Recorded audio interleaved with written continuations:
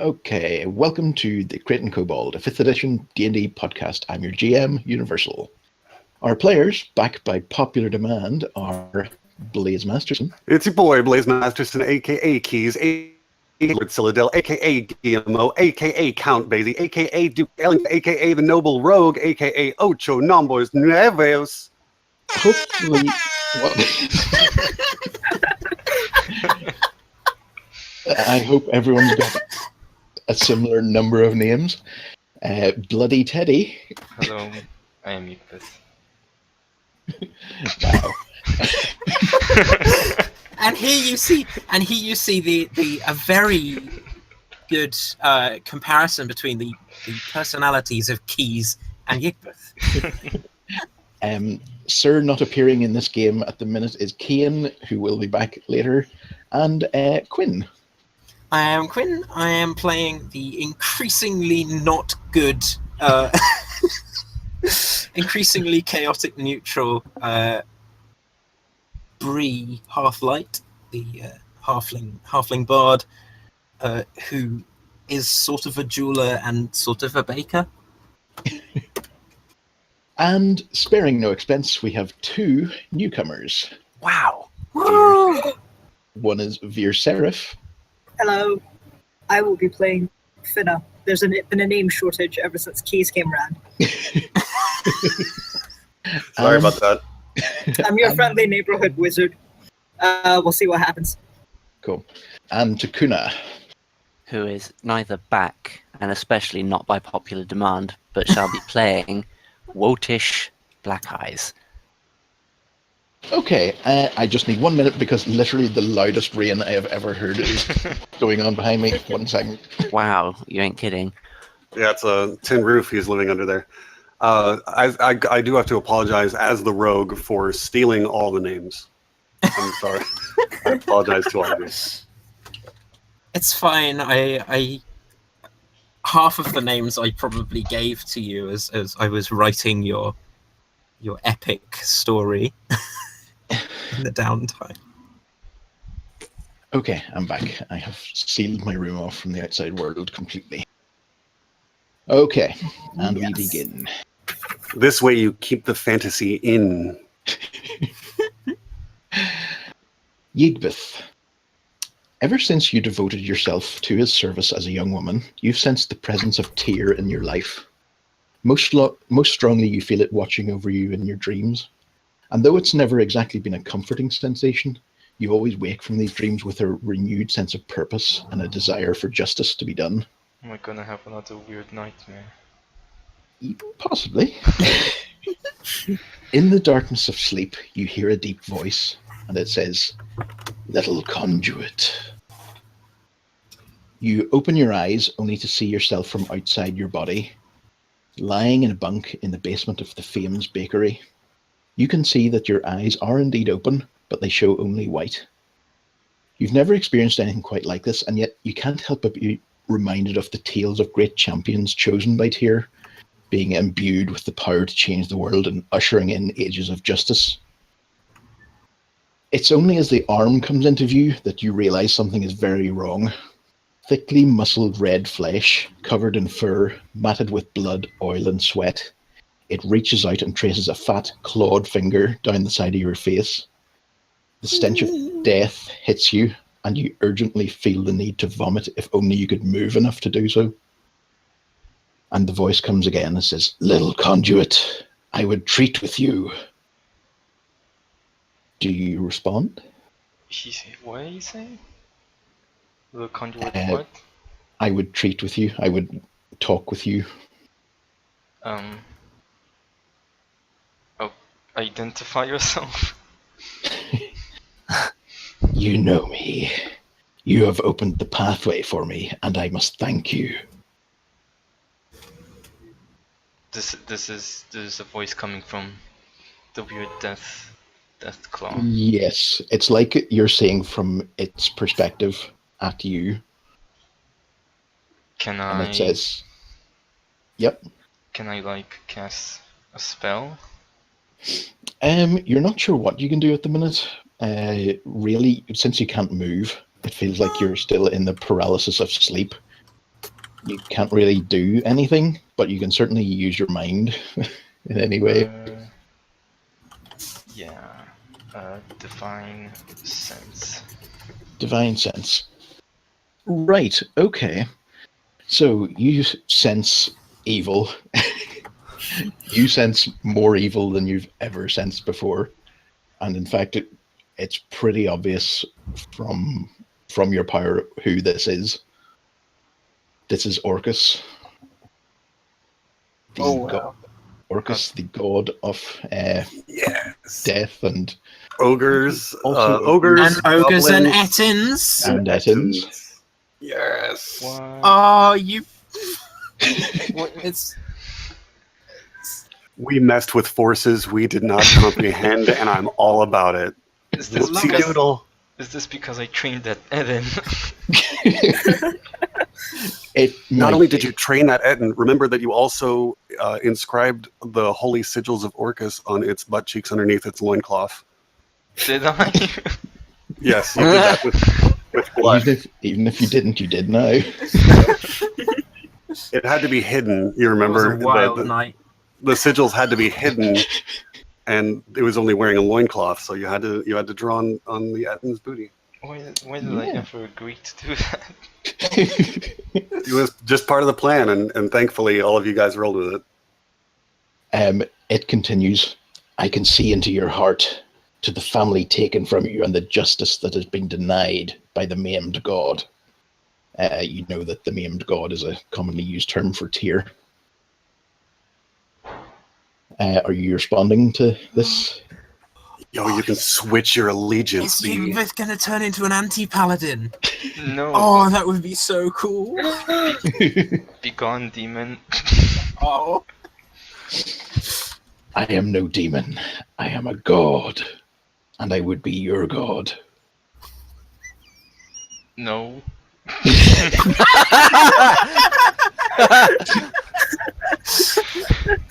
In 5 days, a man will come to your door to meet with you. His name is Enan Lind. He's the last surviving member of the group of bandits that raided your home, burned it down, and killed your parents. This I give to you as a reward. Reward And he for says, what? for opening the pathway. Yes. Bid you farewell, little conduit, but I shall visit you again ere long. Great. I love how deadpan Yigmith is. Oh. This is I the love worst it. situation I ever. love Does I Yigmith love how No, his know this he's a response was paladin? like to a door-to-door salesman. Sorry, No, what, like here's the what was How that for you, did- Sarah? And, I just like how that response was sort of like what you would say to a door-to-door salesman. I'd be I interested to would know. be your god. Sorry, no soliciting. Yeah, I'd didn't you like see to the know side how split?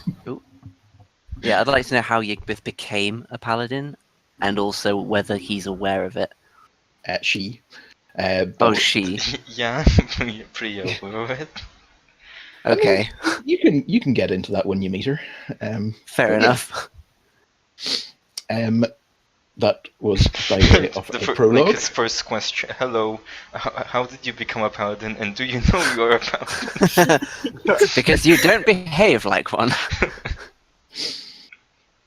And So now here's we- the thing. Here's the Yes. thing, Yigmith. You have the potential here to set off a bidding war. Which god is going to give you the most power, right? So you need to Oh my exploit the God. situation. You need to pray to Tyr and be like, all right, what you got? What can you offer me? You know, I mean, if you want, you need to give me a loyalty bonus. Not only is this sort of door-to-door salesman gods, you are now doing the equivalent of phoning up your ISP and going, "Hey, I've got this really nice deal. What are you going to do to keep me paying you?" Yes. You know, gods are sort of a HSP, a holy service provider. So, yeah, reasonable.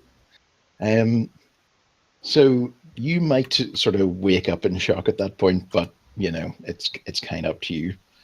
Yes. And Can I also pray to Tyr and ask him what the hell am I supposed to do? you pray to Tyr, and you feel no direct connection with him. Maybe I should like inscribe Tyr's fucking symbols on a Yeti's, but whatever. Yeti. All right, we gotta hunt down a Yeti, guys. He's going to That search shall for be the your next abominable quest. snowman. Well, at least a butt off of an abominable snowman. But yeah, I'm an abominable snowman. Snowbutt. yes. A gonna be buttonable epic. snowman. Look out, JR token. We're coming. So that's the prologue out of the way, and in we go to the main thing. So through the morning quiet streets of Semiaba, an elven woman makes her way, wending towards the Middles, the city's hive of mercantile activity.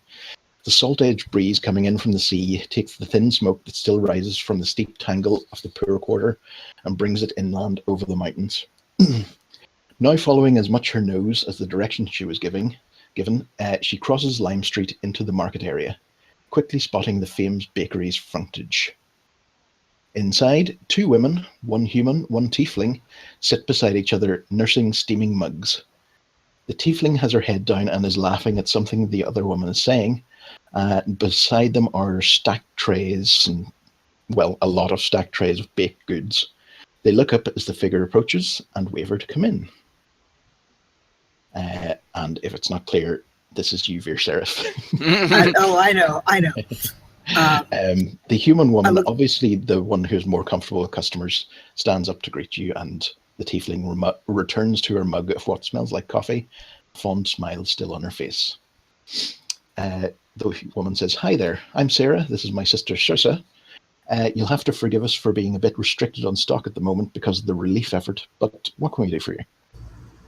I just kind of stare at her for a bit, look down at the little scrap of paper in my hand, and go, "Hello, I'm looking for the Bureau of something."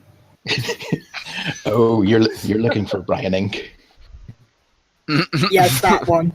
Yes, they're all sleeping downstairs at the minute. They've had a tough week, Great. but I'll. Well, would you like a cup of coffee while we wait? Yes, please. Okay, and Circe, the tiefling woman, goes into the back and sort of offers you, whatever you want to drink. And I down it in a single gulp. Great. Wow, you're clearly ready for that. So it's not long before you can hear stirring from downstairs. Almost sounds like a slight scream happens at one point, but you're not sure what that's about. Sarah is like, "Yeah, this is the sort of thing that goes on around here." But if you make your way around the back of the shop, you'll find the sort of entrance down to the basement, and that's where they work. It is worth remembering that we have a fireman's pole that goes down to the basement, so there is an easy entrance. Did I make that canon? I did suggest it. I don't know if you made it canon. I'm just throwing that out there. I have Anyway, a feeling well, that's not the either- most practical of things because what we, Either way, I'm gonna go down the stairs if there are stairs. Okay. Yeah. None of this fireman's pole nonsense. mental note to remove the stairs. It's all pole from here on out. I mean, never worry about getting back up, but You have to climb the pole. Keeps you in good shape. Yeah. no one who's not able-bodied can hire Brian Inc. Yeah, this is not handicap accessible, I'm afraid. Well, it is if they're adventurous enough. You might run into some fines. Sorry. Zoning. Actually, Keys is intimately familiar with the zoning on this region. No, And we do want to be refuses. handicap accessible. Yeah, so we actually install There's a a ramp wizard with alongside the levitation. stairs. Oh wow. Yeah. Okay. There we go. That's good. Yeah, and there's Hire a a pole. wizard with levitation. All your problems are solved. Oh That's true. well. Very true. Where could we possibly find one, though? There's a Yes, knock on the I door. wonder where we could find a wizard. Inside the basement of the There's not many headquarters of around. Brian Inc. Everyone's there. You've had a very busy week in the city. Some jobs you've done for profit, some for charity. As you all get up and sort of, clear your heads from the night's sleep, anyone who looks at Yigbeth might notice a very neat little scar running down the side of her face. You could have sworn wasn't there yesterday. Whoa. Dun, dun, dun. Is this What like happened? Mass Effect 2? Where I'm becoming more Yes, Yes, you have to- Paragon and Renegade choices. Let's see how you go. You know that you have a standing invitation from one of the Archon to discuss a matter this morning. And yes, you also know that there's a small parcel sort of sitting on your desk. It looks like one of the Fiam's sisters brought it downstairs to you last night. And yeah, it's a little brown, very small little brown box wrapped in paper. Okay, I'd like to take a look at that parcel. I'd like to open it up. Open it up. It actually has a label on it. On the front is written Brie. Oh, okay. I'll throw it to Bree. Hey, I'll catch it. got some goodies for you. Very sort of, oh, yes, this is very exciting. And then just as that happens, you hear a knock on the door. I'll go ahead and Put answer down as the you. parcel. Put down the Oh, you don't parcel. want to? You can which open it. I days? got the door. Oh, the parcel can wait. We've got Oh, okay. visitors. Oh, that's Mm, true. so That's bus- true. You're a good hostess. When Bustle did over to the door and open it Okay. and welcome whoever's in on the other side. On the other side is an elven woman. And She's a little jittery now. Hello, welcome. Please do come in. I just kind of beeline for the closest chair. okay, they have a desk in the middle of the room, and yeah, I may as well Look put you around. into the bakery set. Ooh, I forgot that we have fancy sets. Yes, well, we have sets. Yeah, that's true. We have a few. The few that we have are very fancy. Let me put it that way. Mm-hmm. Take Eridar out of here. Oops. The horrible traitor. Oh my God! No, he's just a Jesus. baker. All He's right. just a baker. Yeah, he retired from adventuring and he's You helping out misheard the me. Fames. Yeah, fair enough. Okay, Jamie's in his bunk. Yes, I do mean in that way. And yeah, anyone else who wants to bring their character icon in here. I can't see. I can't see Brimstone. the. I can't see this set. Oh, really? Yeah, Yeah, right now we're still looking at the bakery. That's because I haven't put you in there. I just went there all on my own. Right. Aw.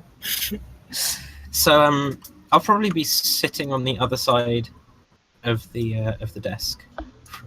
Okay. What the hell There's a is this tiny thing? map in here. That's Yeah, so this sweet. is a tiny map. Is that the Caversham Manor? That might be actually. Yeah, it is. I try not to make it look obvious that I'm trying to read this map upside down. It's sort of like it anyway. Yeah, So you are that's our, brought in. that's our command center. Why is there a revolver on the desk? Jeez. Is that a fedora Somebody as put that well? away. It's just a paperweight. It's not functional. That's a safety hazard. Do revolvers even exist in this world? I don't think so. Actually, This is possibly. I D&D. There's think- no gunslinger class. I think the more pertinent question is: does time travel exist in this world? Everything is possible. This is just a sort of, I don't know, a decoration that happens to look exactly like a revolver from another dimension. Like, we don't know what it is. It just looks nice. It's just a curious thing. You've been using it to crack nuts. So, yeah, Shooting them. makes her way in, and well, I can't really tell you what happens here. Please do pull up a chair. And she sort of hops up onto the little high stool behind the desk. Now, what can we do to help you? So I've heard that you have a bit of a reputation, and I was wondering if you knew anything about this fire that's happened. Does anything about it strike you as being particularly magical in origin? Magical. Honestly, it was such a such a great big gigantic fireballs, kind of that kind of magical.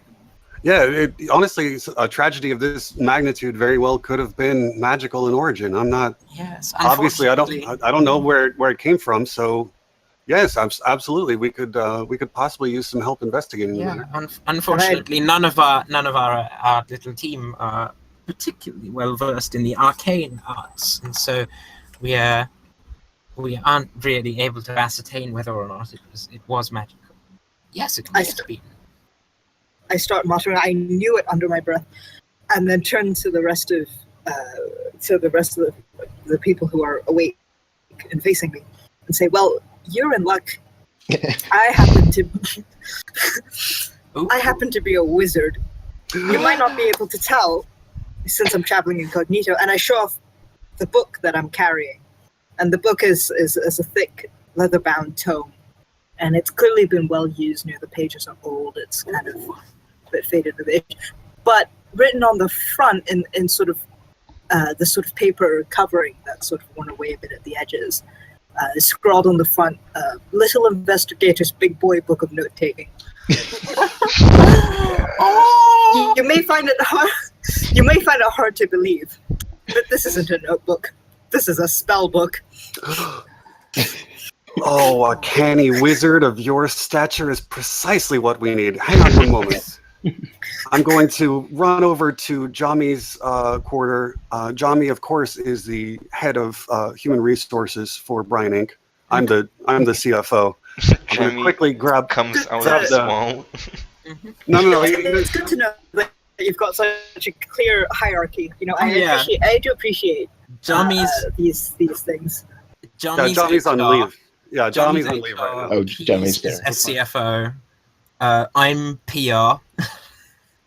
Yeah, actually, no, you're CEO because you're the only one of us who makes mature decisions that are wise. So you have to be the CEO. That qualifies her how?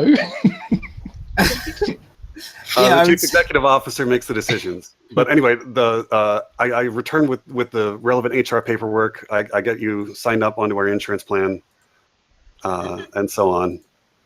I pull out my own quill and get to sign it. Wait, Filling out but that what- paperwork. What about the interview process? Do you There is like, no interview that's true. process. Look, No, I there is can an do interview magic. process. Is that good enough for you? No, hang on. There is an interview process. This is a good point. When I was brought on, before I was raised to the C-suite, as chief financial officer, I was required executive to function. answer a question. I was required to answer a question by each party member in order to join Brian Inc. So, Yeah, that's true. Yigbeth, if you would like to start we call it the Inquisition. It's the Inquisition interview technique. And so what we're going to do here at this point is turn off all the lights, turn on one spotlight right above your head. You're going to sit in the hot seat, and we're going to grill you. All right. Super Yigbeth, go. rapid fire machine gun question round. Mhm. I cast my cantrip light, and just to make it a bit less gloomy. Oh, my intricate plot foiled. Look, I appreciate the need for dramatics, but really I do appreciate it if there's better lighting in the room. I turn off the light. Completely I turn off the light understand. above her. I turn off the light above her so that so there's one spotlight, and I it's her completely light. understand, dear. So, if you would like to start with the questions. I go through the drawers to find Jamie's notes. Okay, do you like bears? This is key. This depends. Is the bear currently trying to eat me? Not usually. Not mostly. And not in a mean way. Then a qualified yes? Oh, that's... See, All but right. her answer shows in Look, the inquisitive type of qualification mind. of the yes really depends on whether or not this bear is trying to kill me at the moment. I don't get along that well with wildlife usually.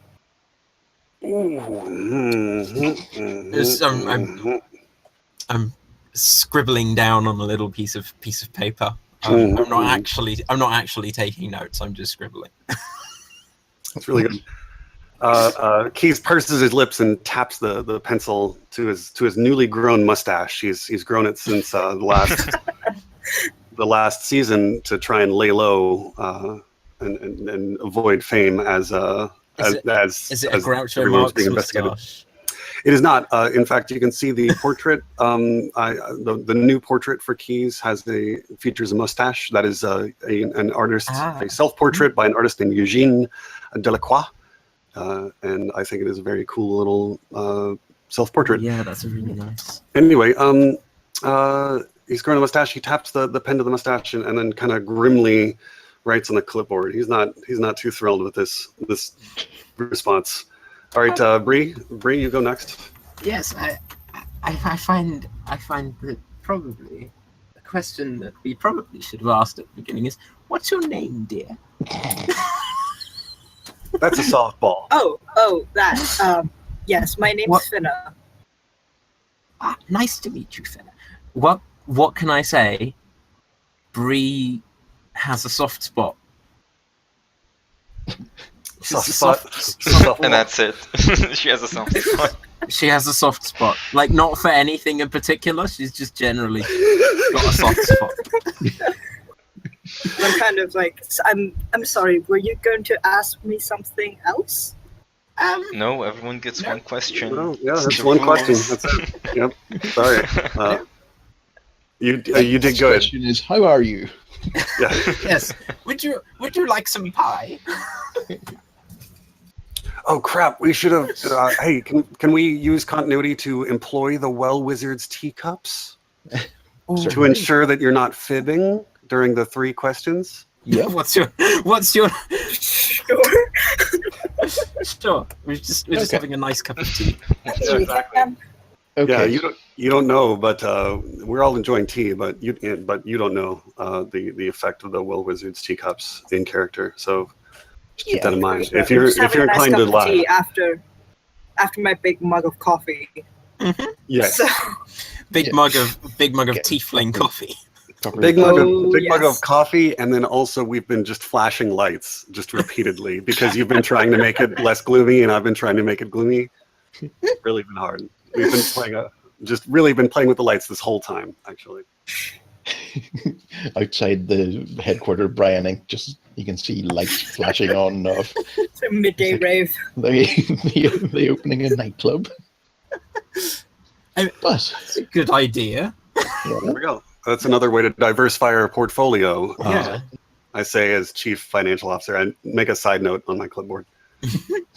Okay, I think it's my turn to ask a question, and I ask.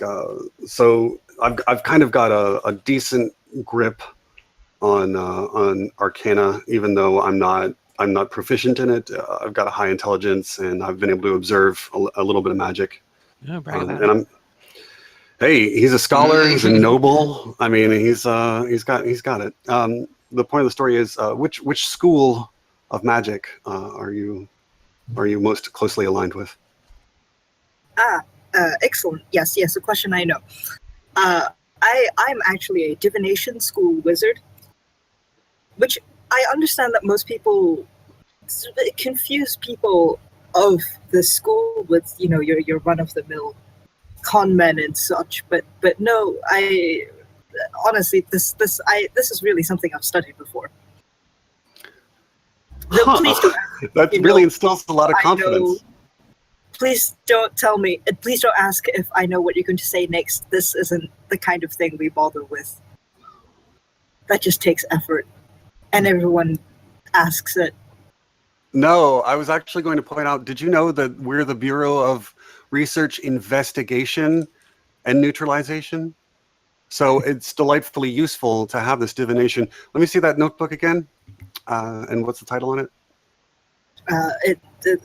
So I sort of bring it out and put it in front of you and sort of push it towards you, and it does say, yes, Little Investigator's Big Boy Book on Note-Taking. I'm going to tap on it and be like, you're a good one. You're a good egg. I'm gonna put a big bold check mark at the bottom of the clipboard and say, listen, you need to take a more firmly pro-bear stance to work with us, but welcome aboard. You're on probation. You're on a brief bear probationary period. A probationary period. The bear is currently on holiday with Jamie, but you know, it'll give you time to get used to I give sort of a nervous smile. It's like, great. Well, is there a place I can sort of curl up for a nap, or until these jitters die down a little? Yes. The bear is basically a beanbag. We don't have an extra bed at the moment, but the bear is basically a living beanbag, so you can just fall asleep on that and just rest this out. Don't worry, he is quite safe. No, it's fine. I've had lots of experience at just falling asleep in uncomfortable places, and I just sort of curl up in a corner. I think we actually have exactly the right amount of beds and hammocks. Oh yeah, no, because you can use Eridar's old bed. Yeah. Oh. Well, there you go. I was trying to do a bear test. It's fine. She's failed the bear test. This is very worrying. I It's think fine. we had one spare anyway because we have We never six. had to do the bear test. On spare. One's bear, yes. One's bear. So that's a great part for me because I don't have to say anything. So, Oh right, and I take down the light spell. All right, I turn on So the it's regular just lights dark now. again. All right. are you actually Whoops. trying to go to sleep now? I'm trying to curl up in a corner. Well, You know, actually, I'm going to do her a favor and not turn on the light. All right, we're just going to wander That's around it. in the dark. Everyone's gone to sleep again, even though it's like the morning. Yeah. Just, we're all doing a lion. yeah. Or a bear, actually. Okay, you find it incredibly hard to actually get to sleep because of the amount of caffeine you've just had, but you know, you can chill out for a minute. I tried. So yeah, you have that standing invitation for Voice and Den, and you also have this little box, this little parcel that I'm came. going to sit down with the parcel and open it up, very excited. Okay. See what's Inside is a small box filled with cotton, and inside that there is a single and, at first glance, somewhat unremarkable gemstone. It seems like there's a large number of flaws inside it. I'm going to pick it up and probably take it over to my jewelry box. Okay. Get out a few tools and like one of those tiny magnifying glasses with loads of sort of smaller lenses that you can flip in front of your eye. Yes. The things. I know, Loops. indeed. Those are called loops, I think. Oh yeah. Cool. Well, you loop it up. Let's see. Do you have a skill associated with jeweler stuff? I don't think there's a skill. I think possibly like if there's a trade skill. Yeah, you would with your sort of knowledge and your tools, you will have an advantage on any roll that you make. So up to It you. would probably be Perception, I guess, since you're looking at it. perception, yeah, or Perception, investigation, anything like. I think probably perception. Okay. Go for it. Okay, well, your first roll is your best roll, and that with whatever bonus, well, I suppose that is the bonus added. It doesn't take you long to find that as you turn this thing around your hand and look at it through your sort of magnifying loops, You notice that by turning it in a very particular angle, the flaws inside the gem come together to spell out a little message.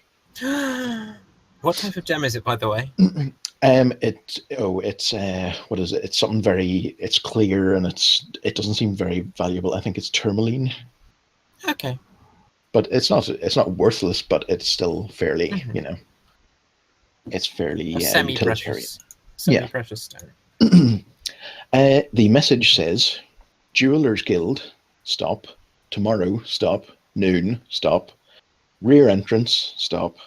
Use discretion, stop." And then there's the initials ZB. Very interesting. Well, Yeah. I think I think I might keep this to myself. I don't know. If it's discretion, I might want to let Keys in on it because I know that he can keep Keys a secret. True. I sure can keep. Mhm. Key. Mhm. Yes. Yep, that was the joke. So, yeah, well, it's up to you what you want to say to people. And of course, it's up to, for example, Yigbeth, if she seems shaken to anyone, or if anyone wants to ask her about. Is this the day in which Yeah, I do. Dude gonna come? No. Let's see. Orcus said in 5 days, this guy was going to arrive at your door. So, apart from that, I will let you decide what you want to do. There's, you had promised also to give some further help with the relief effort. Most of the worst of things have already been taken care of. As regards to the relief effort, actually, a large portion of the civilians have been sort of turning out to help. Like the Fames Bakery has just been giving, free lunches to people who do, and basically everyone's trying to control and undo the damage done to the city by that incident with the funicular. Said funicular has been crippled, and while no one seems keen to want to use the Ettins again, it needs to be fixed, and fixed fast for the sake of everyone. Isaac Korg from Stone Fountain University has apparently been working on implementing a new system, and in the meantime the Miners Guild has been employing whoever they can to haul the minerals by hand to keep some supply going. This is backbreaking and dangerous work, and there have been several serious injuries and even a death in the past week as a result. The Archon have been trying to do their part and just keep things under control, avoid panic. They've been subsidizing the relief effort somewhat and using the city guard to aid where they can. So it's also clear that the further the guard goes into the south of the city, sort of into the poor areas, the more tension it stirs up. Outright hostility hasn't happened so far, but only by a small margin. The local gangs and especially the Black Hands have made it clear that they want no help from the guard and will fight if provoked.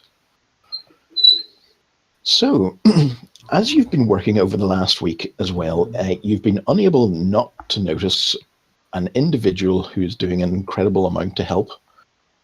At close to 8 feet tall and with skin that looks like it could be made of stone, he's somewhat shocking to those who see him at first, and yet anyone who meets him and talks with him for a while quickly come to see past this intimidating exterior. And we're going to go back in time slightly to let's say a lunch break or something like that, as you talk to him for the first time. And this will be Takuna's character. Takuna? Well, what's the scenario? So you're essentially, you've just been like digging out houses and destroyed places and seeing if anyone's still trapped and still alive, or just getting dead bodies out of the place. You've sort of fallen into conversation with the Brown Ink folk more and more as time has gone past. You know. Okay, so this is a flashback at the moment, Sort of, yeah. and It's pretty much you. and my character's already like acquainted with the other characters at this point, sort of thing. Yeah. At least, kind of, you know. Yeah, we've just been doing relief work Acquaintance-like. together. Yeah. Yeah. I mean, just kind of, passing, like, just having chat while personally I'm going to be directing my unseen servant to be doing the labor, but we'll just be chatting as we're working. Yeah, Keys has taken on sort of a almost foreman-like role, and yeah, you can see this strange person looks incredibly strong, and is making himself very useful despite how scary he looks. Okay. So I like strong people who are nice. it's just like I suppose the first thing on his mind would be, you know, how did this come to pass? So much destruction. What happened here? He asks Keys. Anyone want to hazard a guess? Well, this happened the same day as that really large flotilla came in, and I think that it was the guys who arrived not in force, but in kind of force. I think it was those guys who sailed in that same day, but I'm sipping tea over here. Yeah. You know what I mean? Just, that's none of my business. I'm just trying to help. I'm having Belvedere try to help, and then I sip some tea. It's common enough Terrible knowledge waste. that the dwarven sort of party has entered the town. They're very sort of grandly dressed dwarven knights, essentially, but there's a human amongst them, and yeah, they've been sort of holed up in the Caversham Manor. The Arkan have made that essentially available to them for the duration of their stay. Ooh, that's ripe for plunder. Plunder of secrets. Yeah. So, well, anyway, yeah. So we're talking about kind of like how it's a disaster and what a shame it is. And I'm agreeing as I'm sipping my tea. Mm-hmm. So I don't think I've seen you around. What's your story? Blue eyes, black eyes, Blue eyes. eyes. eyes and Blue keys. eyes. Yeah, my names are real short. Eyes and keys. Blue eyes, grey barbarian. Yes. Whoa, that's nice. Yu-Gi-Oh reference. My given name is Wotish, but you can call me Black Eyes if you wish. Most people seem to. Good to meet you, Black Eyes. I say, looking very far up. It's a pleasure to meet you. Who's? Am I here? Yes, anyone who wants to be. Yes, very nice to meet you. You might Let's be able to make a acquaintance. tell what race he is, but it's nothing that you would commonly see. I don't know. It depends. Are there stories about this sort of race? Because that's sort of I think, without kind of Mhm. sort of going into a, sort of like lore exposition. I mean, I figure we as players basically know what the Goliaths are. I think Yeah. it's it's it's fair not- to say that even if people didn't know, Welchish would be perfectly fine with just sort of telling people, Mm. what he is, where he's from. He's from another continent, so he's a bit out of place. But generally, he and his people have lived simple, very sort of wild lives, sort of thing. Oh, if you're into wild living, what are you doing after this relief efforts? What are you doing after we're done here with this with assisting these fine people? I go where there's a need. Well, I say, and I whip out an application to Brian Inc. Always keep one handy. I always have. Johnny actually keeps it handy, but it's true. We do in fact always have one handy, canonically. And so you now have in your possession. You can add to your inventory a mimeographed application to Brian Inc. Right. Sorry, chocolate peanut. Strange thing to say. Why would you need to apologize to a chocolate peanut? because I got it stuck in my throat. Rude to do. Brian, eh? That's some kind of backronym. Oh, yes, you could say that. You could say that. How droll. Isn't that a type of monster? I think that's a knoll. It's a dark troll. Is a grassy knoll. That's the most dangerous monster of all. Second only to a gazebo. So what does this pamphlet say? Obviously, we're the Bureau of Research, Investigation, and Neutralization, which the neutralizing part is where you might come in handy, my friend, my gigantic, rocky-looking man friend. Man friend. Well, there. Wodish, if I may call you that. You would come in handy in the neutralization part because it looks like you could just hit somebody really hard. Am I right? Am I reading you correct here? Well, this sword certainly isn't for decoration. There you have it. I say, and I gently elbow him in his ribs, but the thing is that he's like 8 feet tall, and so I'm actually elbowing him right in the bone of the pelvis of the hip, and it's kind of uncomfortable, and I'm sorry about that. Why? And then Everyone in this party so awkward. It's not my fault he's a giant. Come on. Like this is my character has 18 charisma or something. And I'm just face palming at your complete inability to. I mean, I also have 18 charisma. That's the real secret here is that I'm very charismatically doing this. Takuna loves it. Takuna loves it. He loves you elbowing him. It's called the iliac crest. I don't want to get into that, but yeah, that would be elbowing right in the iliac crest. You see what he's getting at, and you find it charming, perhaps. I'm flattered, but I don't swing that way. Well, it's the effort. It's the effort I'm putting. It's the A for effort. I think. I appreciate the attention.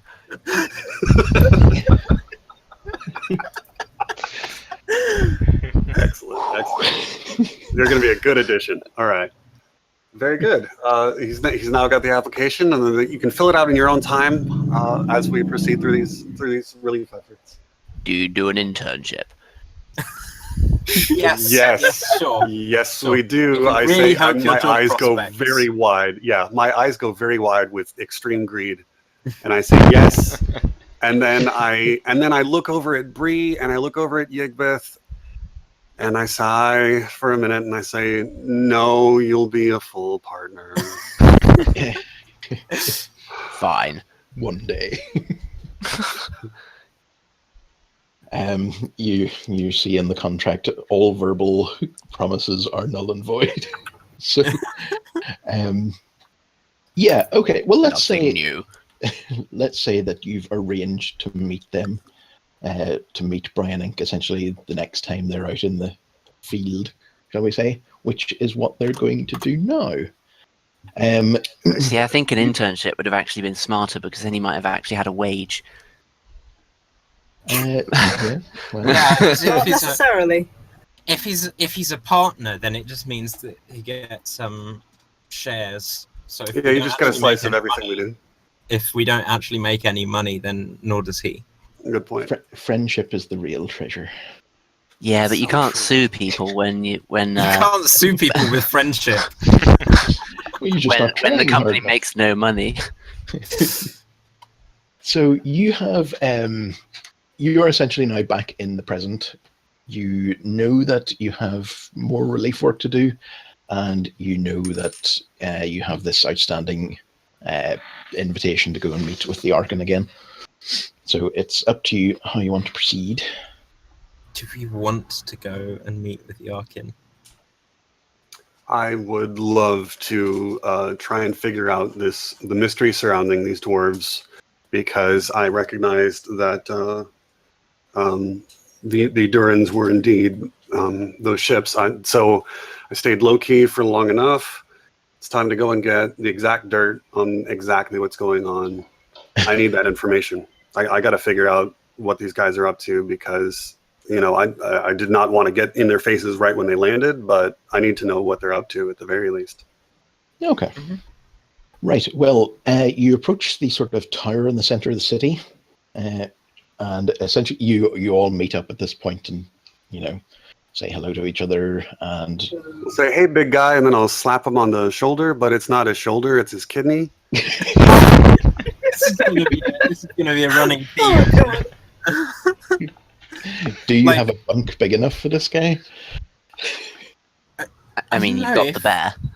We've Oh, got the that's bear, and also how big was Eridar? Eridar was only 6.5 feet tall. Yeah, that's true. Oh, okay. We can Pretty chunky empty dude. the tomato. What did I actually put Krait. down for Wurtish? Empty the tomato crate. 7'9", so yeah, quite It's tall. like the size of 2 people, pretty much. It's true. Yeah, Wait, Goliath that is is a almost huge exactly the tomato size of crate. John. That is a 10-foot square. No. Oh no, this tomato crate in the bottom right corner. What's in the big crate in the top left? Oh, yeah, we can empty that. Because that's like 10 feet wide.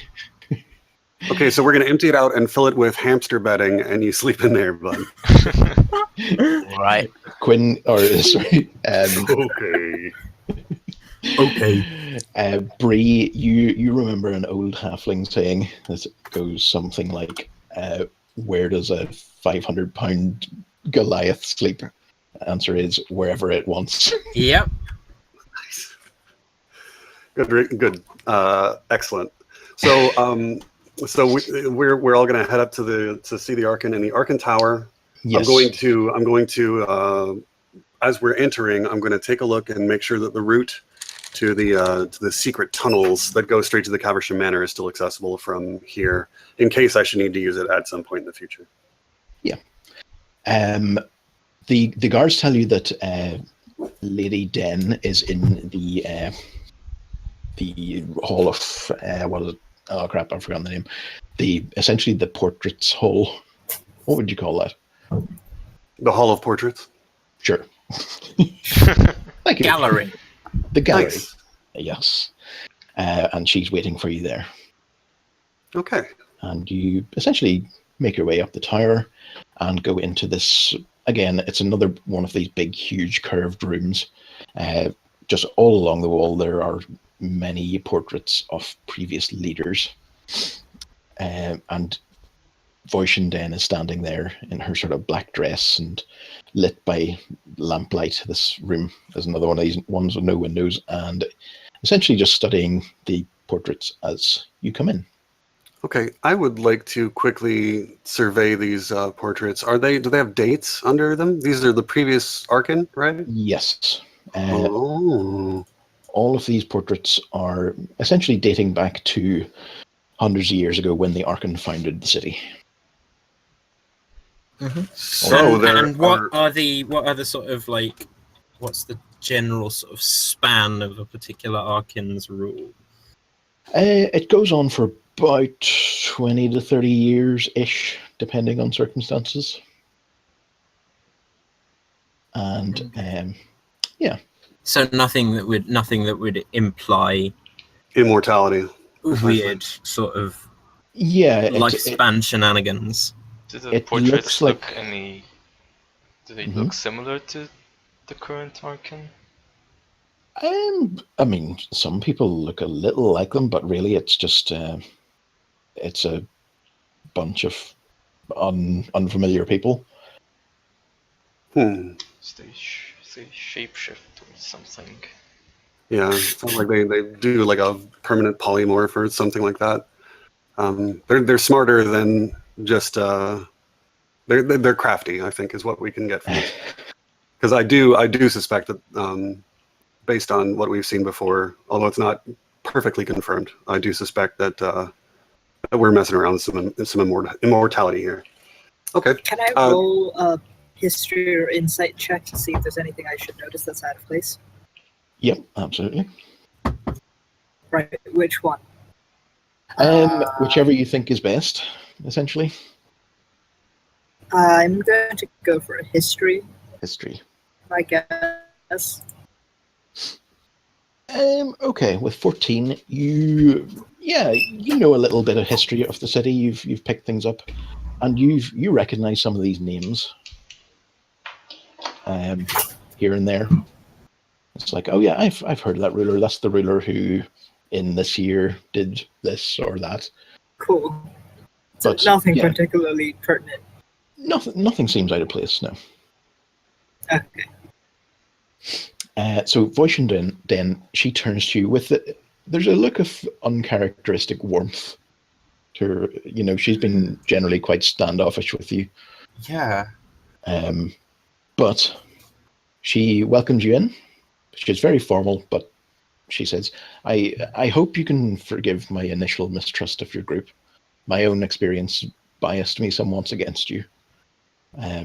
Of course, I can see now that you're cut above the sorts of unscrupulous rogues your sort of endeavor usually attracts. So That's quite all right. We can totally understand your initial worry. I shake her hand warmly and say it's perfectly understandable, but please be a little bit more careful what you say about rogues. We're good guys. I am learning that fact. Now, to business, and I see you've got a couple of new hires, shall we say? That Yes. are Indeed. no doubt as Some trustworthy higher as than before. others. We're gonna get along great.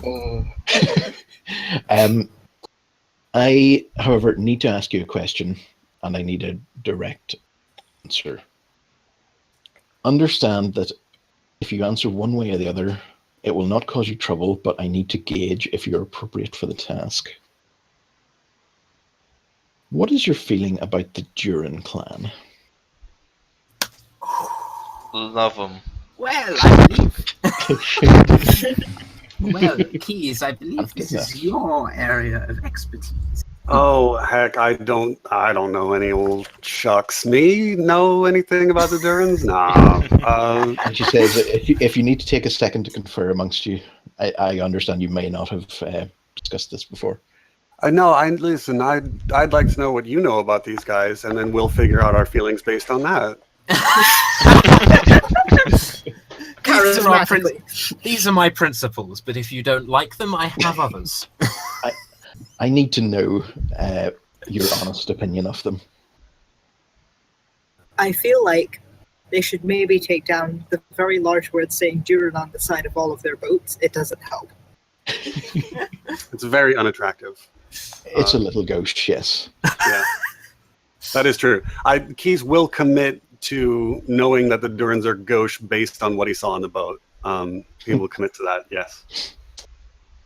They seem a little gauche. Dwarves generally have a stunted sort of style that I don't like very much. But, yes, but above and beyond the mere aesthetic, do you know anything of them? Have you ever had dealings with them? I know you're all from lands afar. Are we going to be honest with her? Are we going to be honest? No, Keys holds his cards close to his chest. Do you know anything? Oh, so just because we're foreign, you think that we know all the other foreigners? Look, all I know about the Durins is that they kept trying to fund one of the buildings on the university campus, and we kept turning it down because big letters on the front. Yes. Yes.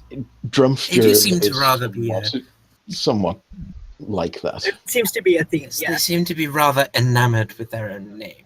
Yes. But I mean, can you tell me much about what the attitude towards them in the city is? I've heard rumors. I've spread rumors. I've heard rumors that they're responsible for the firebombing of the poor quarter. Yes, I have heard something similar. Yes, I. Speaking as from my time in the Jewelers Guild, they were very, very profitable customers when they Yes, did buy things from I us. can imagine when they did would have been. commissions. For one of their many marriages. But they were rather unpleasant to work with.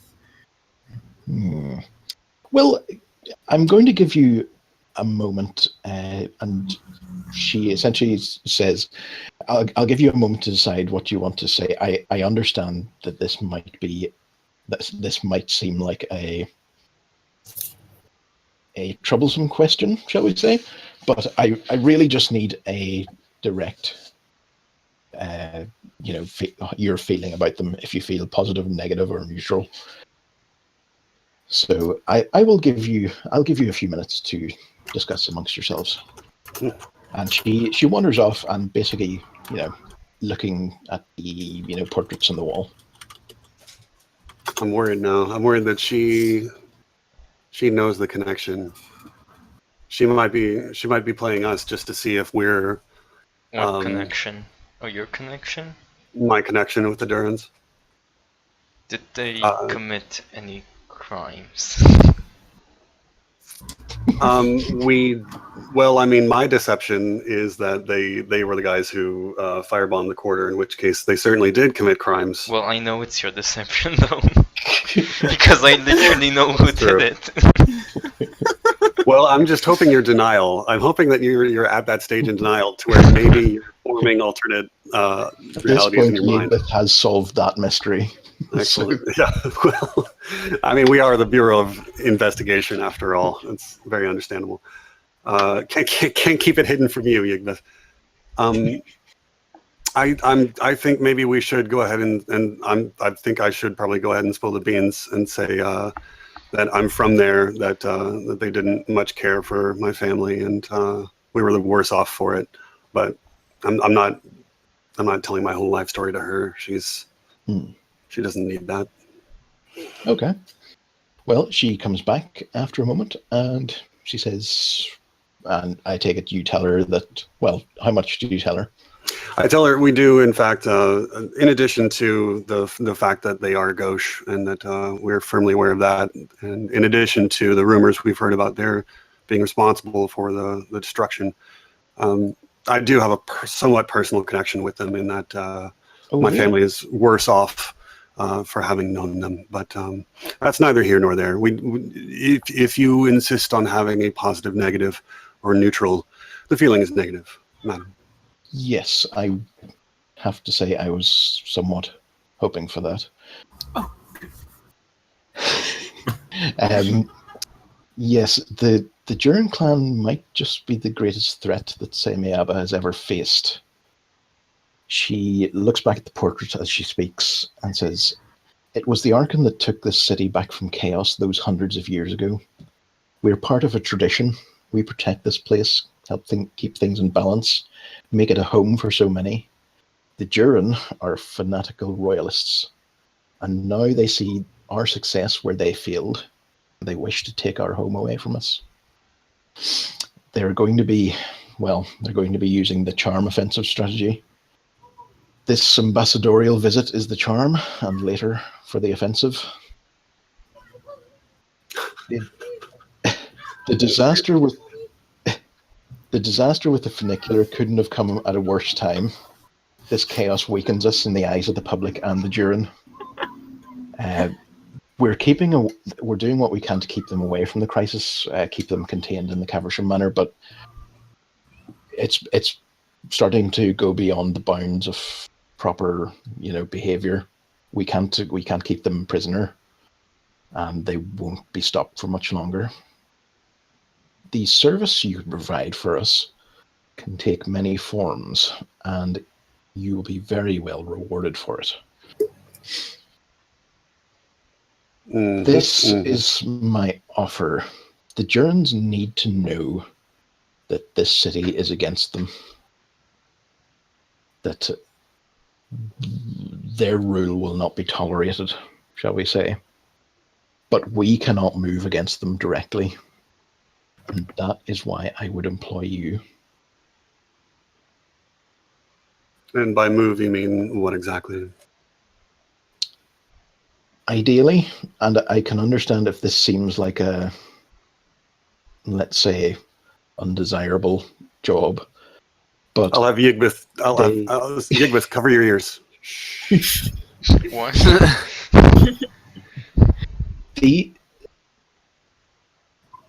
These guys are going to come into our city and basically turn it from the profitable place it was into a monarchy again, and that offends me on every level. If you were willing to kill for us some of their guards and make it look like just a random street crime, shall we say, an act of hate by the locals, that would send a pretty strong message to the Duran clan. Oh wow! I'm really glad that I false had flag attacks. Wow. Wow. I'm really glad I had Yigwith cover your ears, because Yeah. this is morally ambiguous. Well, I mean, if they blew up the poor place, then they're The evil. denying is strong. It was just a coincidence that that other thing happened that night. Exactly, that completely unrelated. Let's say, something has to be done, and we can't be overt about it. And I think this might end up being the most humane solution to the problem. We'll have to take this under advisement, madam. I understand. Of course, this meeting did not happen. It goes without saying. Can I get a brief recap on what a Durin is? They're Dwarven family. Dwarven clan is essentially they rule the Trident Mountains, and they're based at Clawstone City. They are ruled by King Drumpf Durin. And Drumpf? Drumpf. Sorry, why is it bad news that they'd be back in this city? So the thing is that in my bio, they are the guys that ruined my family. I'm a noble who has no land because, but only a title, because his family, who were framed rather, for the murder of another higher noble. And so Keys's mother committed suicide in prison. His dad committed suicide out of prison because they couldn't be together. The Durans stripped the whole family of all their assets and so on and so forth. So they really did us dirty. And they are the family against which I would like to be the Count of Monte Cristo, if you see what I mean. Okay. But why is it bad for the city? Why is this woman? Well, the Archon are she's in charge of the city right now, and she would lose her position of power. In addition, it's arguable that the Durans are in fact bad leaders, just generally, as compared to the Archon, who are evil, but it seems like they require only. They're evil, but they're evil like Lord Vetinari. Yes, thank you. And they're evil in the way that they require a human sacrifice every now and again, but it's not really a big deal. Whereas these guys just kind of turn everything into a Trump. These guys just turn everything into a Trump casino, which to me is a far worse fate. Yeah, the Archon are Lord slow Vetinari degrading death, and Durin is Trump. Precisely. Just to explain, nobody knows that they're evil. The Arkan, only we We do. strongly suspect. Yes. We strongly suspect. There are suspicions. I mean, it's a lot of it is just in the basic sort of they're in charge, so they're evil level, you know. Mhm. But and it is also Government. like it's essentially an oligarchy. They elect their own, you know, their own successors. So there's not really an awful lot of influence from the outside. Only really in the guilds that elect themselves. So, Good exposition. Good work, everyone. Hooray. now we know. Yeah. So essentially, Voisin, she sends you off, and with that information, and that's how she wants to proceed. Hmm. I think we could perhaps simply vandalize the place in a suitable way and maybe get the point across similarly without the loss of life. Could But, we use this opportunity to start some kind of war between the Arkan and To start some the sort of war, sorry? Durans? I mean, Like, it's possible that we might be able Kill to two birds with use one the stone. opportunity to start a riot, because we've already got experience with that, and it would be a lot. Like, surely, which would be more convincing? Us trying to make it look like we call that like our doing was actually a random act of violence from the people, or getting the people to perform a random act of violence. Well, that is a good point. yeah. Like if we can get the peasants to try and kill, or at least attack, the Durin, then we won't have to pretend that the peasants did it. So you're saying that in Why- order to keep from the moral gray area of having to perform a false flag attack, we instead perform a real attack. Yes. no, but what I meant is like make the Arkan and the Durans fight because they're both our enemies. Yeah, but then you get, because Bree is at the moment feeling extremely conflicted about what they did with the Ettins, because of the fact that it's killed some innocent people. She doesn't like that.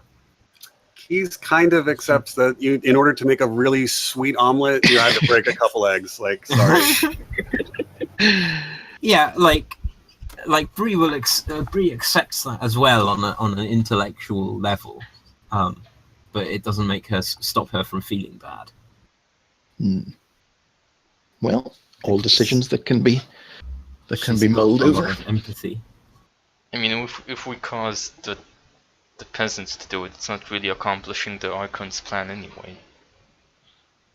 It's like doesn't I mean, do yeah, anything. it also no, because the idea is they want to show the Durin that they're not welcome, and so if the peasants try and attack them, then They're not, in fact, welcome. yeah. So it's the Durans peasants. I think we should keep this idea in the bag for a couple days because I'm interested in this jewelers meeting. Yeah. That ZB gave you the cryptic message regarding. Yeah. Likewise. That message or that meeting is scheduled for tomorrow in your diary. Mm-hmm. And I will have told Keys about this at this point, Excellent. like on the way from one place to another.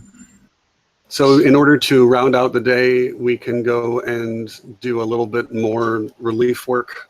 I imagine that at this point it's at this point how long has it been since the original incident? It's been pretty much a week. Okay, so yeah, there's still rather a lot of work left to do, I imagine. Yeah, it's coming to an end, or at least the part of it that needs the most. Like the the bulldozing.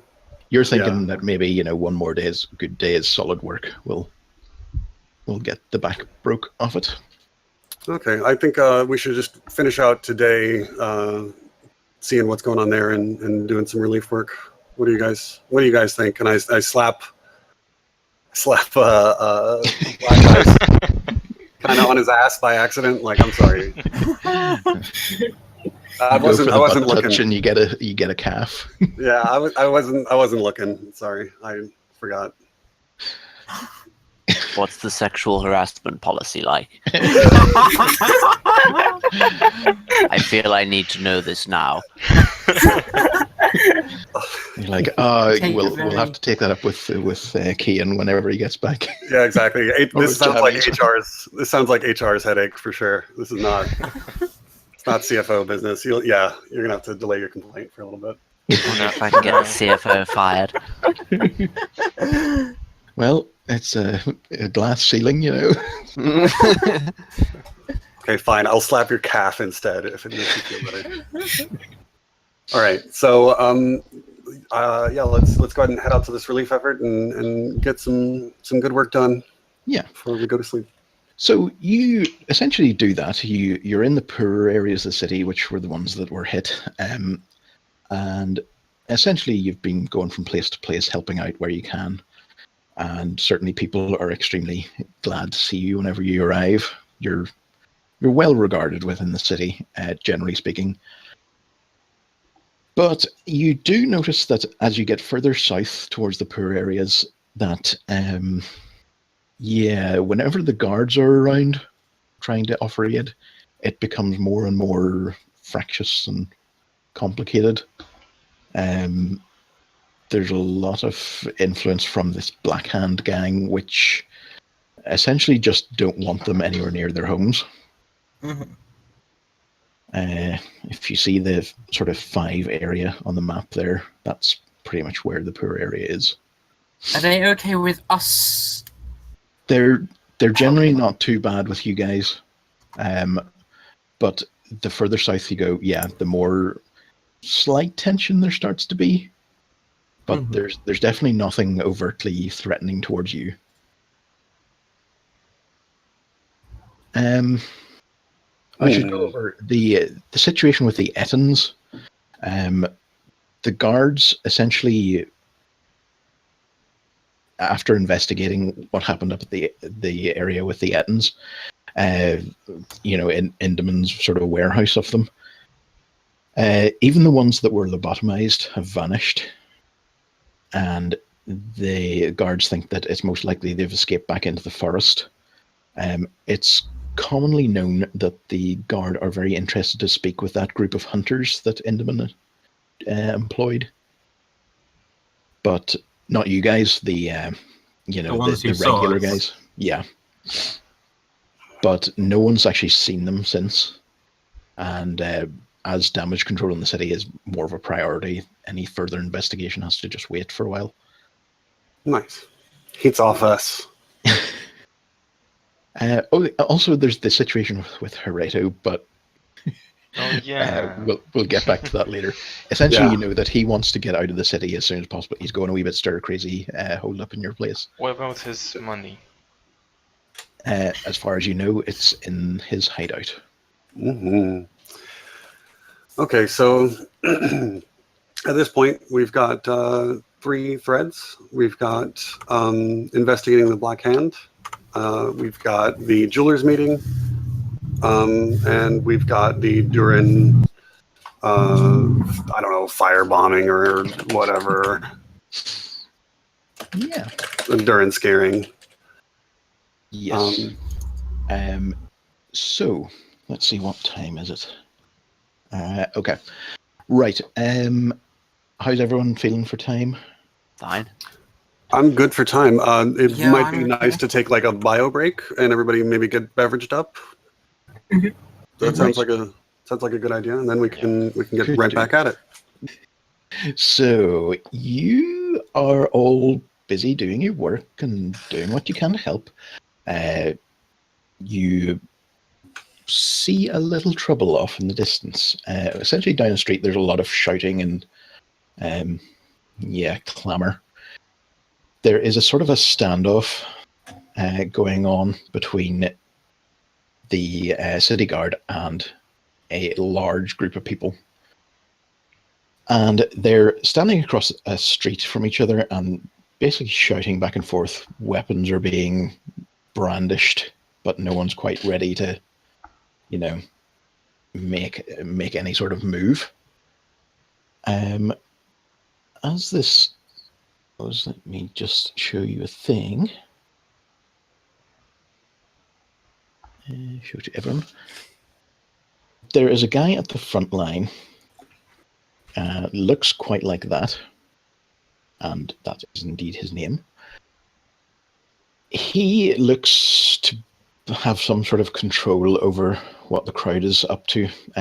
He's this wild-haired, perpetually scowling dude with a lot of presence. You also notice something about him, that his hands seem to be entirely black. It looks like they've been tattooed. They call him Just Black Hand. Sweet. Mhm. How'd you get that name? Well, it's a funny story. Yeah, he is pacing up and down and shouting insults towards the guards on the other side, and it definitely seems like things are getting a little hairy. Are those the Durin guards? No, you haven't actually seen any of the Durin yet. They're the town they've guards. Yes, These are the Arkan guards. It's funny that you say it's getting a bit hairy. I'm actually going to run up between the two groups and kind of like do my best to shout everybody down. I'm going to yell to this guy that you just showed us, this Larson fellow. Hey, dude, calm down. You've got really cool furs. Your furs look really great. These are great looking furs. Wow. How are you dressed, by the way? Boots. I'm dressed extremely formally in like a velvet smoking jacket, right? Like just a Hugh Hefner style, like full on, like probably won't like you. heaps of riches. I'm opulent. Opulent is the watchword for me. He doesn't like you. So bling. My collars are always very well starched because I have that unseen servant, and I cast that as a ritual spell every day to have a butler for an hour. Do your laundry. Morning routine, Yeah. Yes. It's like exfoliate. Like Unseen rather than do servant. chores for an hour, I just do a ritual spell for 10 minutes. Absolutely. Yes. Nice. Larson looks at you with utter contempt, and he spits. Don't you talk about my clothes, you poncy git. I don't need to be told what to do by some lapdog of the Arkan. And I wonder if I meant it about the furs, though. misses. Do you actually say that? Absolutely. Okay. Like, your furs really are cool, dude. He doesn't quite know how to respond to that, but he goes back to, standing off against the, guard. I'm going to sort of bustle. I like bustling. That's what I do. I'm going to bustle up to him in my much more homely outfit. Mm-hmm. And I'm going to ask him, tell me, young man, what exactly, why exactly are the guards causing you so much anger? The only time they come here is to break heads, and we won't take it anymore. Break heads? Yes. The guard are not they're not friendly to people who aren't kissing up to the Arkan. Like some people I'm talking to right now. Oh, damn. That was cold. So what you're telling me right now is that this is the Black Hands Matter movement. Essentially, yeah. He's the only one with actually black hands. But there are a lot of people on his side. You can actually, if you give me a roll from the crowd, or a roll to sort of read the crowd, shall we say?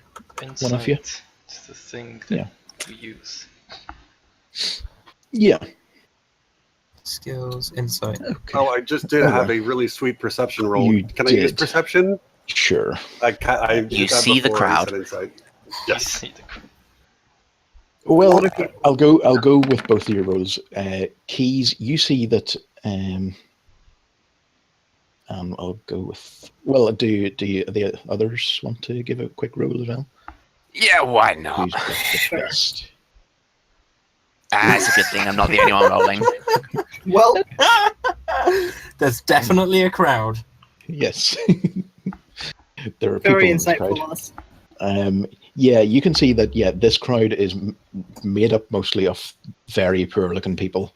At the same time, let's see who had the best insight. Yigbeth Oh, insight, can yeah.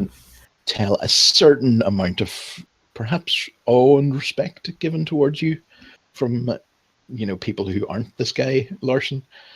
Because they know tales- that we helped out with the relief Yeah. efforts and stuff. and generally the tales of your deeds are pretty impressive. So Hmm. But Larson ain't having none of it. Larson's not so convinced, no. And he goes back to basically, holding off these guys, saying you're not welcome here. Sorry, is this one huge crowd being angry and trying to get somewhere at some other faction that isn't present right now, or are we dealing with two parties that are at each other's throats? There's essentially guards and relief workers on one side, and this mob stopping them from going any further into the city. So yeah, Atmosphere is the tense. atmosphere is very tense. They seem to not So what want do to- these guys want? These guys want the guards and the relief workers to go away from their portion of the city, and the guards and relief workers want to get in to do guarding and relieving. Yeah. This is the nature of the problem in front of us. Mm. The real question is, who's going to throw the first rock? You look down at your feet Oh, and you God. do notice a rock. What I want to know is, where's the sheriff? Yeah. Oh, Commander sorry, Deary, where's the caveman? the caveman? The caveman. Oh, right. Yes. He's essentially at the front, just on the front line, and he is like I'd say he's clearly I'd say- stirring people up with. Oh, no, I was making it.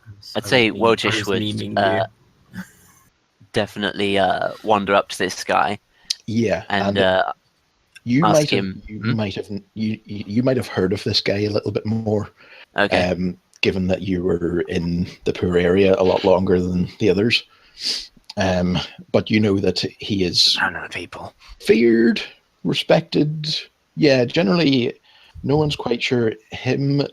He is a sort of long-standing representative of this Black Hands gang, and their enemies are the Sons of Tomorrow.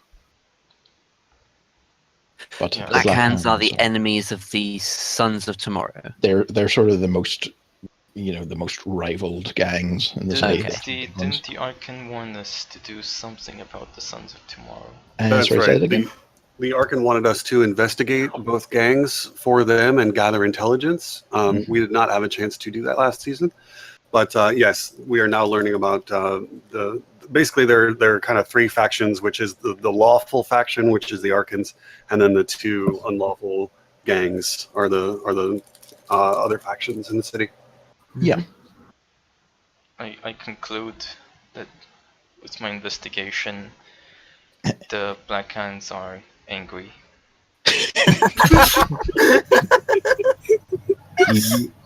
You have that moment Well- of clarity, and yeah, they're definitely angry. Well played.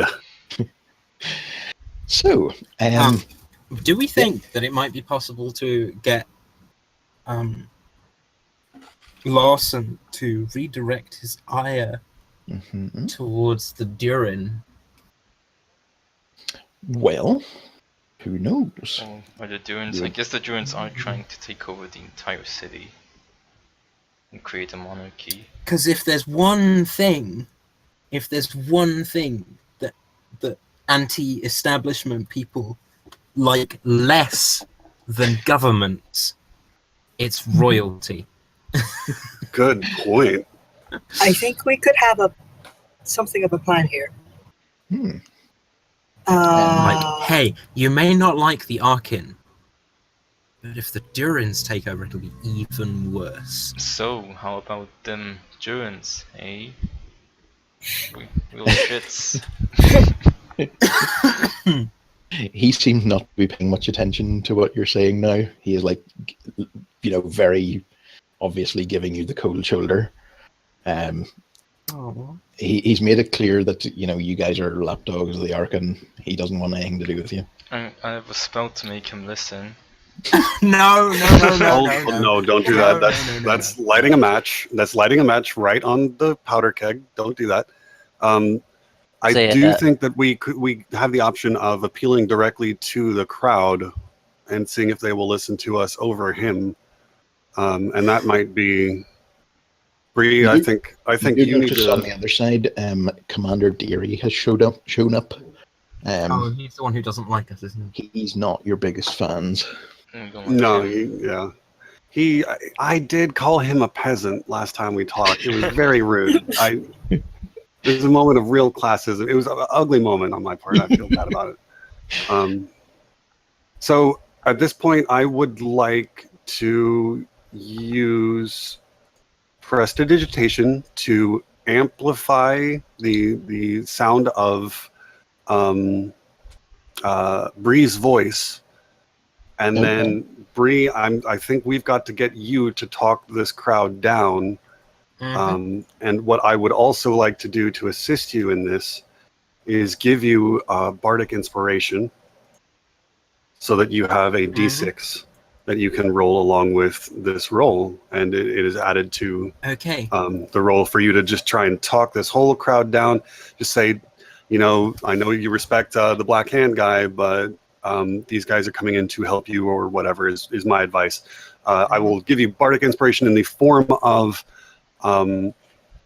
explaining a little bit about the history of this portion of the town. This portion of the town has a lot of dumping restrictions because it has historically been used as the dumping area by the rest of the city, and so the fines here are actually much lower than they are in the rest of the city. It's kind of an institutional problem. I explain as I give you inspiration somehow. So the rest of the city. So you mean it's got less restrictions on dumping here? Exactly. So what's needed here is really a much greater penalty in order to drive the dumping away and improve the property values. Mm-hmm. And this inspires you deeply into the soul. I mean, we are always inspired. But I'm trying to work out how I can include, how I can weave that into information into the speech that I was planning to give. So it might be quite difficult. I don't think you strictly have to. You can just say, I know the Arkans have given unfair policies in the past, but the true enemy is the Durins. Something Everyone, please listen. There is you do find, with your sort of presence, all eyes turn to you. I know that you have not had, as a people, you have not had the best of relationships with the Arkan's Guard in the past. I know that you don't like them. However... Murmur of agreement? Yeah. However, in this one particular situation, I will give you my word that the Arkan's people are not here to antagonize you. They are not here to harm you. They are here to help. Now, I cannot promise that everything will always be rosy between your two groups. However, I can promise that this relief effort is something above board and that they will 100% help you. And they want to repair your buildings. They want to get you back on your feet. Okay, I give you my word for this. I'm gonna roll let's see it. probably persuasion. Yeah, Diplomas? yeah, those sort of skills, diplomacy or persuasion, whichever you like more. Persuasion. No, And I'm gonna roll. I'm gonna add 1d6. Wait, are you level 5 bard or are you level I'm level 1 bard. level 1 bard? Okay, so Is that It is a d6. that's 16. a 16. okay? Well, it doesn't completely satisfy them. There is a certain, let's say, it calms the whole situation slightly. People seem to think that's reasonable, and they appreciate that you weren't promising, the world to them there. They were just sort of straight talking. It does calm things down just enough to take the edge off things. Things seem like they won't explode suddenly.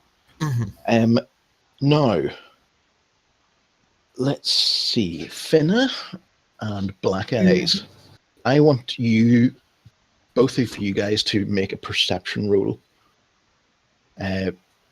Black Eyes because he's tallest, and Finna because, well, that's very good. Anyway, you have this slight sense. Never been very good at perception rolls.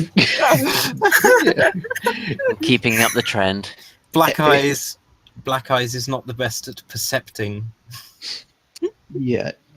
I don't know if you had your sort of precognition on or not, but you do get this slight twinge of something bad is just about to happen. Yeah.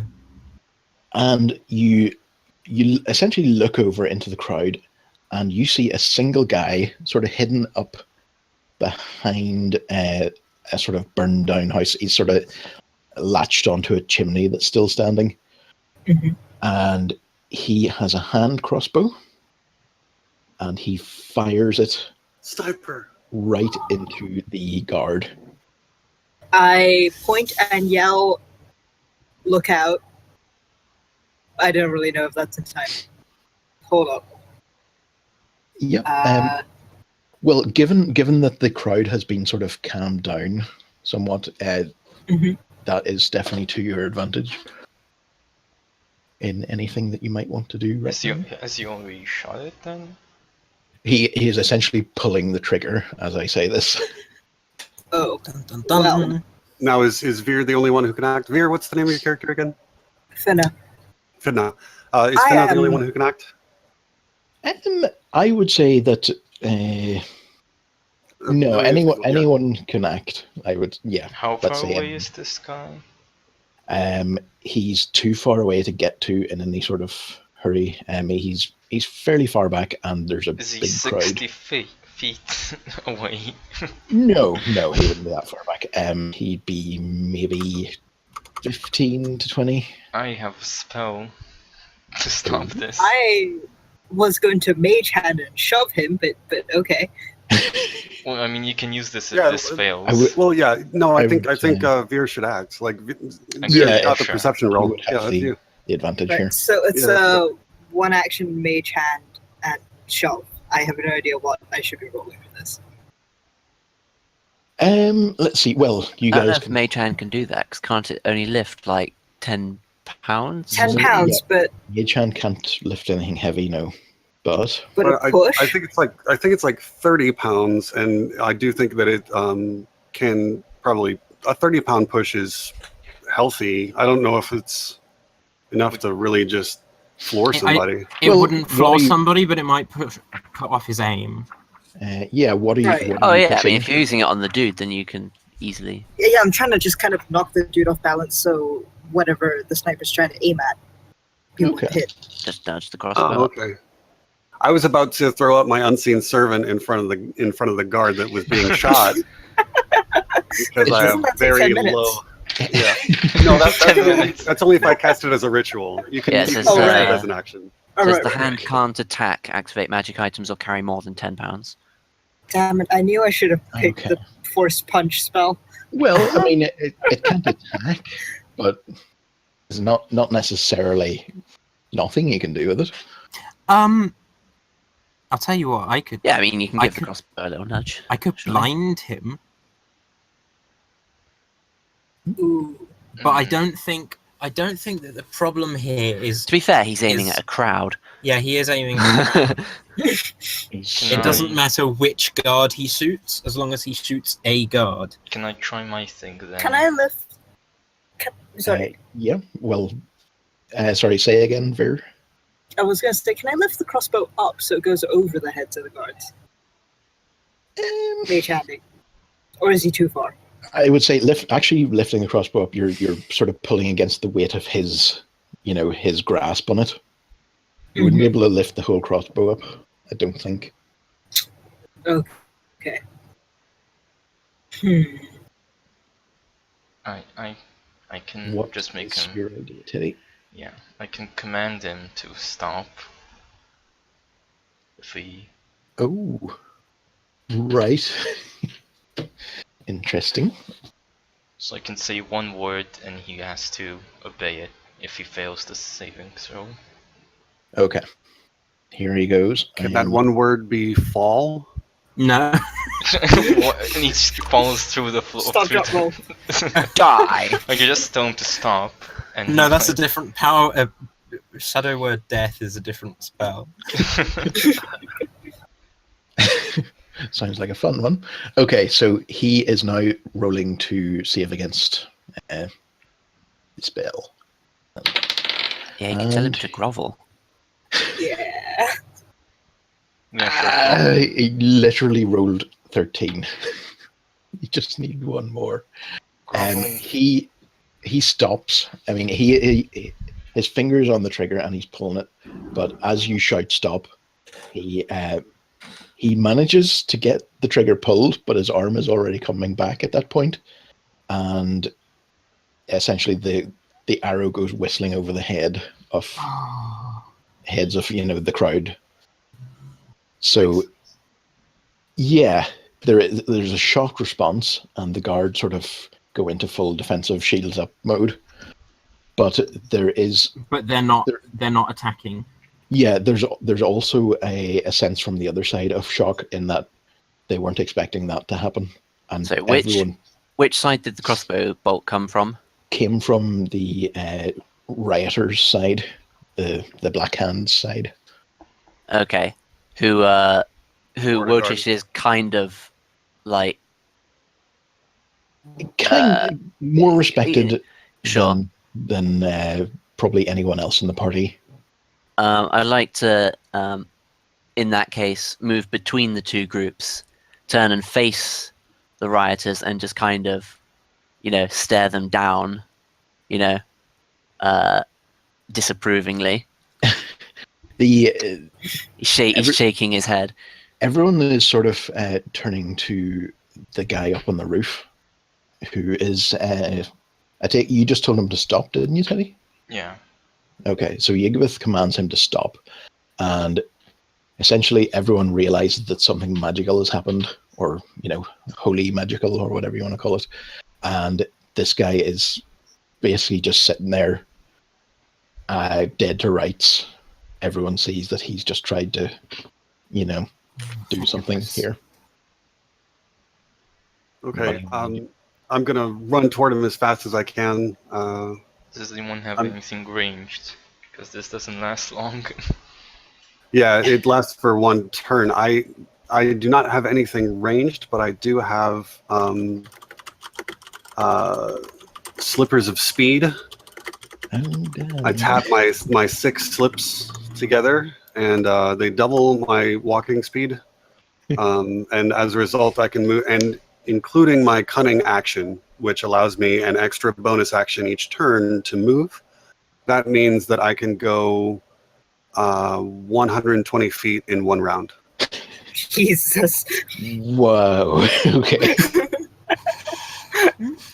So that's dope. And I'm sorry, 90. Forgive me, 90.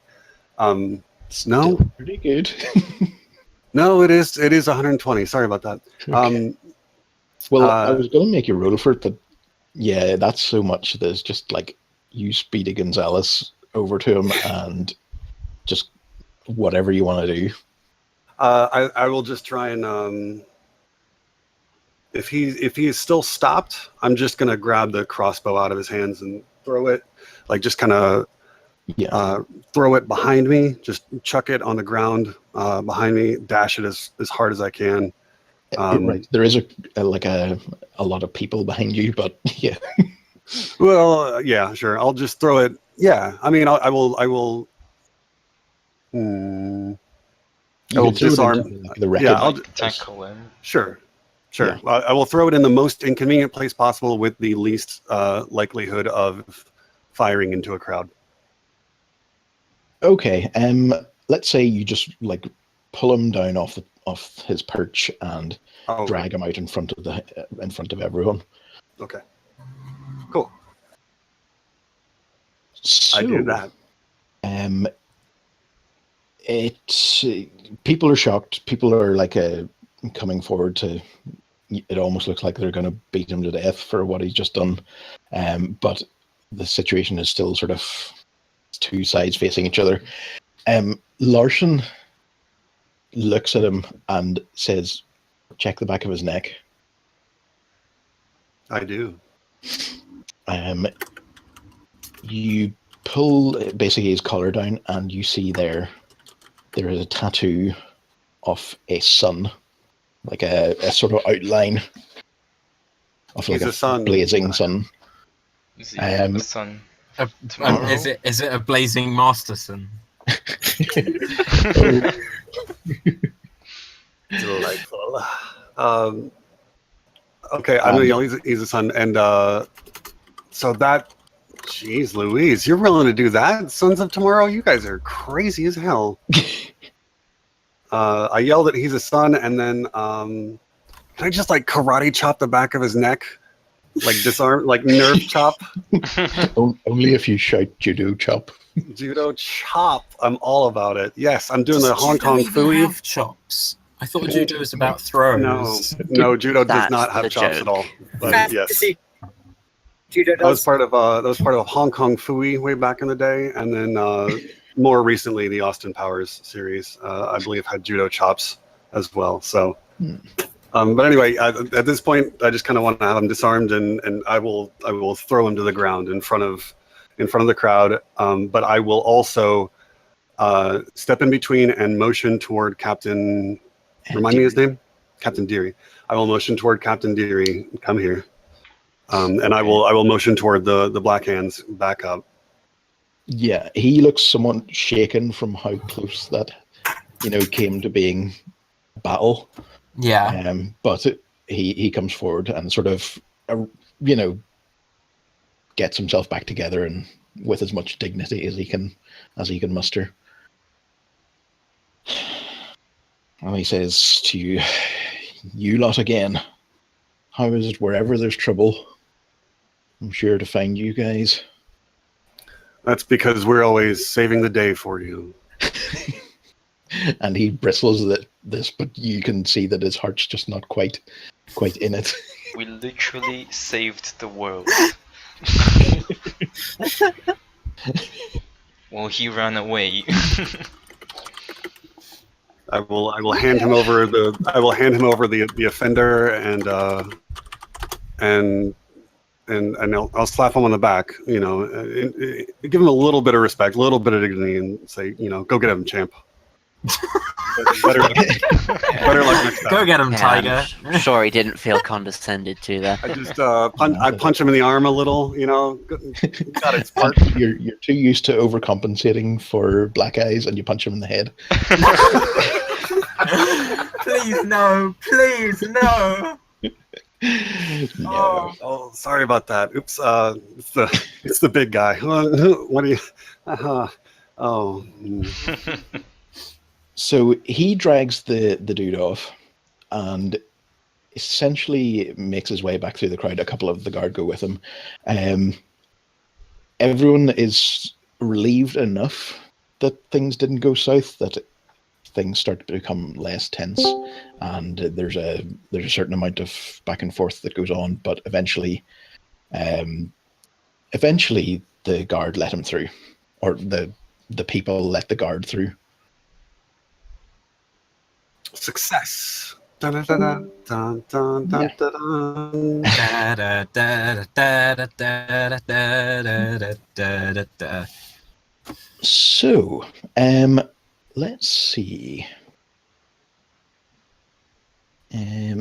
Let's see. Okay, so Do we need to meet? I think we need to try and talk with Larson about this Son of Tomorrow situation. Yeah, I think we These need guys to. were I, they were I'm, ready to plunge the whole city into chaos for no reason. And Yeah. that I'm running Larson- short on time though. So Yeah.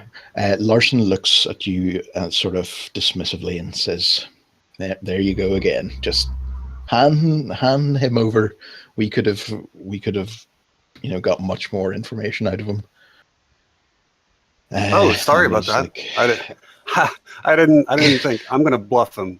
I didn't even think about it. okay.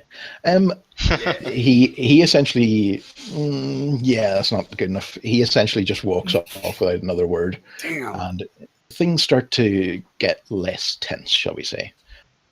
Until you hear the tramping of mailed feet and the blast of a horn coming from down the street. And as you it's turn this- to look, that's- you see a unit of dwarven soldiers bearing the devices of the Durin clan. no. They are escorting their ambassador, a human woman of noble bearing. Wooben. Wooben, yes, indeed. Human Wooben. And as these dwarves come to this very sort of dignified military stop, they face the crowd, and this woman steps down from a horse, and she begins to address the crowd. Keys, you feel just a slight sense of something weird about her. She speaks. She addresses the crowd of poor people, and she says, "Friends, the noble house of Clan Durin, masters of the Trident Mountains and the great Clawstone City, have come to offer what aid we can. Unfortunately, your rulers seem to think that for some reason we would be in danger out here in your streets. And so, humbly acceding to their judgment, we would be delighted to receive you all as our honoured guests at the Caversham Manor during our stay in your fine city, where we have good food and medical assistance prepared for you." Is this? To us. She's Didn't saying this we- to the whole crowd.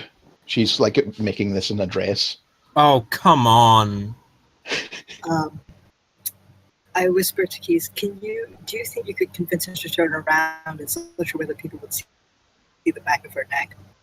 Prestidigitation or something. No, trust me on this. I'm sorry. You broke up enough that I couldn't hear you.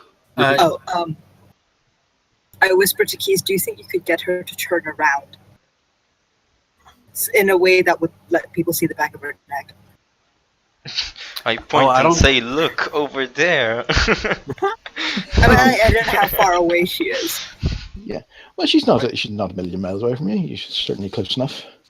I don't think that's going to be the relevant here. What I think. Oh, can I walk up behind her? Can I walk up and behind her and like tap her on like the arm and say, "Excuse me, miss"? You wouldn't be able to get that close. No. She's Oh, okay. flanked by He's got a retinue. Did she Make a- say make a- the Well- Caversham Manor?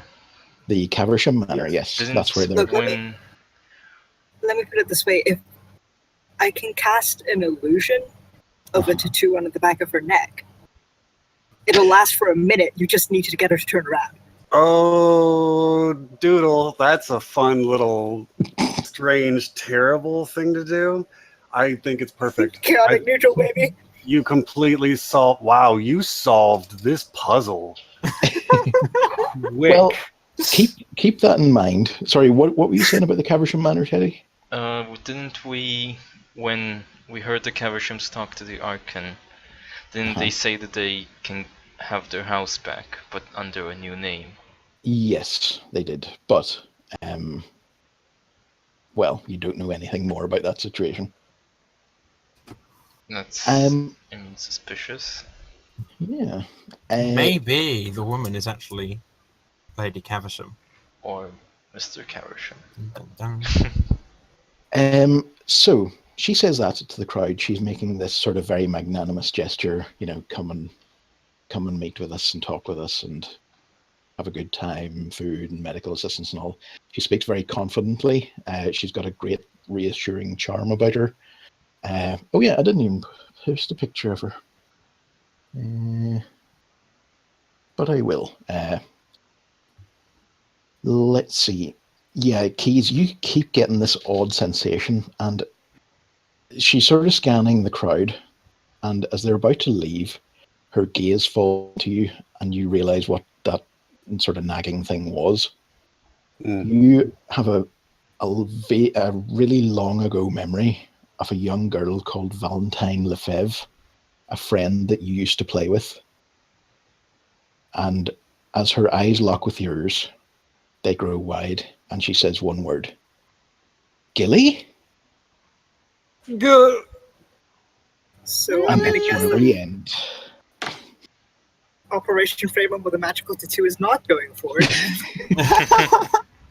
I figured my mustache would do the trick, but alas.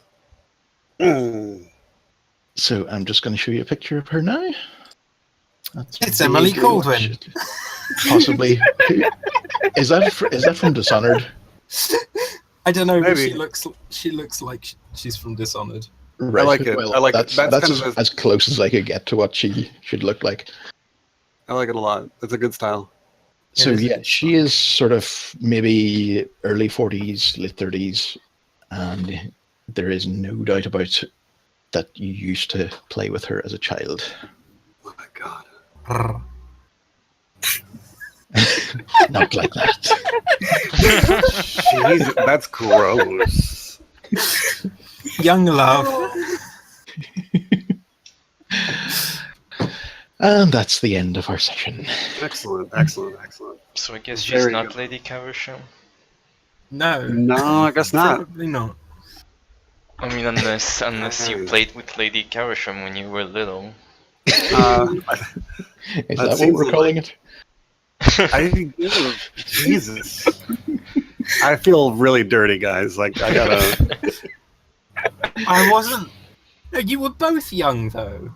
Yeah, No. just said- play. It didn't really imply anything else. Well, not if you She's want called to. Valentine. Yeah, well, I wanted to get some, more Count of Monte Cristo-esque elements in there. Yeah, I'm all about it.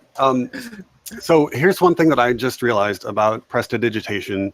There are kind of a couple of different things that you can specifically do, in addition to sort of goofing around general spell bullshit you need a spell to do. You can instantly soil an object no larger than 1 cubic foot. Sorry. You can also cause an odd odor, right? And you can make Wizard do prank wars are brutal. yes, and so the point is, in fact, you can even cause a puff of wind. So the point is that you can make somebody shit themselves with prestidigitation, like very efficiently. Like you soil their pants and then you create an odd odor. And I was tempted to do that to the captain. What's his name? But I wanted to have him. I wanted him to have like a shred of dignity, right? Yeah. Just to like I didn't really want to do him that dirty, Yeah. but. That's pretty dirty. So Next person to cross me though, they're getting the pants fitting treatment. I'm just letting you know. That's in my toolbox now. That's pretty impressive to shit someone else's pants for them. It's okay. All right, squad. Great session. Gee. Good work, team. We pulled it off. Nice. GG. And Season 2 finally begins. yes, we might even have some combat sometime, but who knows? Someday. He did manage to avoid a combat situation there, so Yeah, look at us being all averse to combat.